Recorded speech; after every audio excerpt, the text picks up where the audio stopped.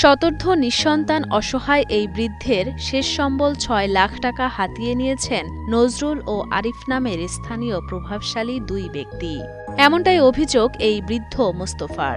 টাকা আছে যে ৬ লাখ টিয়া তো কি হন্দেশ কমনে নাই কত ৬ লাখ টিয়া আছে ৩ লাখ টিয়া আরে দিয়ে আলে ৩ লাখ টিয়া আছে গাইয়া নেই ইয়ে ৬ লাখ টিয়া আছে আর ৩ লাখ ব্যাংকে তুই ব্যাংকে তোর নজর ডাক্তারে সালাকি করি আর যে লাভ খাওয়াইব গুলি কই টিয়া উড়া লাগে উড়াই তারে দিয়ে লাগে ৩ লাখ টিয়া একবারে গণি দিয়ে লাগে।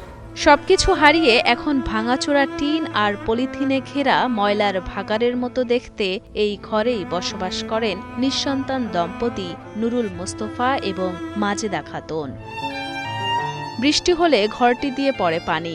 খেয়ে না খেয়ে এই ভাঙা ঘরে থেকেই কোনো রকমে দিন যাপন করছেন অসহায় দম্পতি।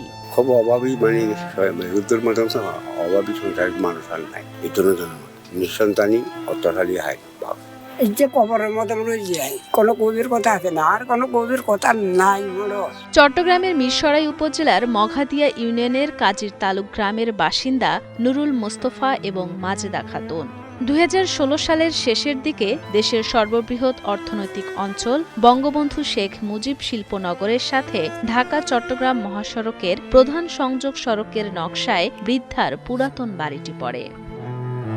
পরবর্তীতে বৃদ্ধাকে সরকারিভাবে ৬ লাখ টাকা ক্ষতিপূরণ দিয়ে উন্নয়ন কাজে বাড়িটি নেয় সরকার। কিন্তু স্থানীয় দুইজন প্রভাবশালী ব্যক্তি মিলে তাদের ক্ষতিপূরণের পুরো টাকাটাই হাতিয়ে নেয় বলে জানান বৃদ্ধ নুরুল মোস্তফা। ১ টাকাও পাইনি বেগুনি ৬ লাখ টাকা ১ টাকাও পায় ১ টাকাও পাইনি ৬ লাখ টাকাতে ৩ লাখ টাকা দিয়েছে এই যে আরিফ আর ৩ লাখ টাকা দিছে এই ৩ লাখ টাকা নজরুল ডাক্তারে নিচে। তবে এ বিষয়ে অভিযুক্ত আরিফের সাথে যোগাযোগ করার জন্য বেশ কয়েকবার ফোন করা হলেও তিনি ফোন ধরেননি।